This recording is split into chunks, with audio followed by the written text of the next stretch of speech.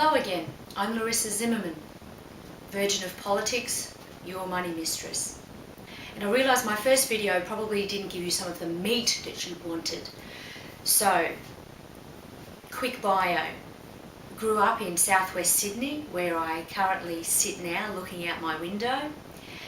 And my mum left when I was 15. At 17 I ran off and joined the army.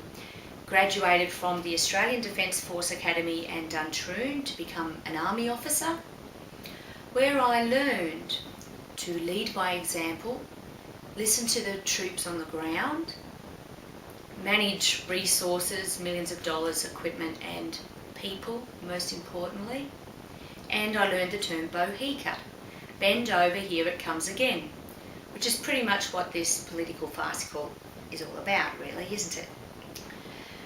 That's why I've joined the Australian Sex Party.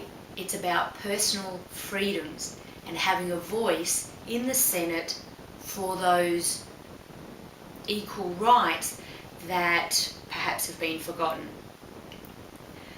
So, quickly getting back to when I left the army, I had 8 part-time jobs at once in hospitality, retail, corporate training, and I was also sales assistant in a sex shop. I learned pretty quickly you don't ask, would you like a hand with anything? What I did learn is that people are always looking for a connection, whether that's someone on a screen or whether to pick up skills to actually connect with another human being. Sex, as I said, is pretty important to keep the species alive. It satisfies that human need for connection. So, how does that lead into the Sex Party's comprehensive sex education policy? Well, here's the point. If children know what is right and wrong, they can't be taken advantage of.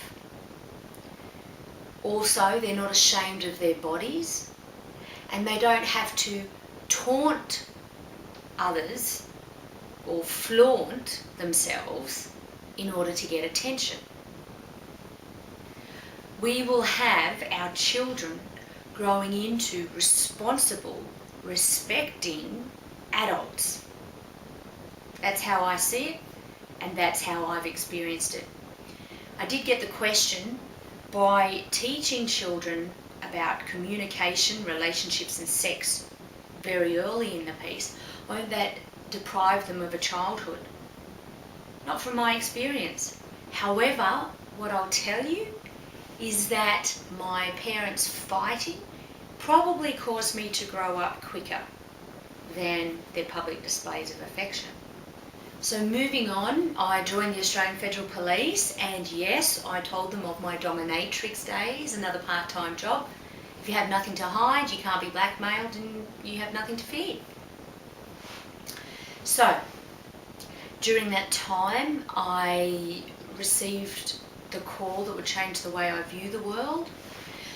My little brother had just committed suicide here in the front yard, actually, and I realised that everything that's important is in here and up here, and time with loved ones beats bitching about potholes in roads and mobile phone reception.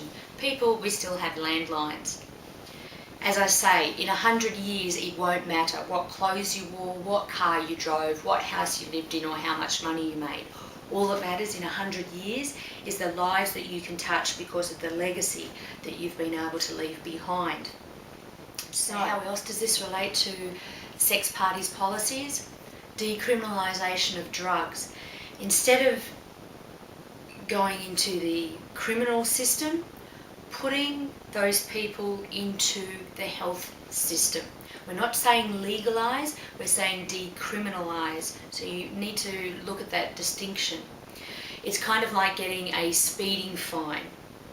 Of course, the trafficking of drugs will still be a criminal offence.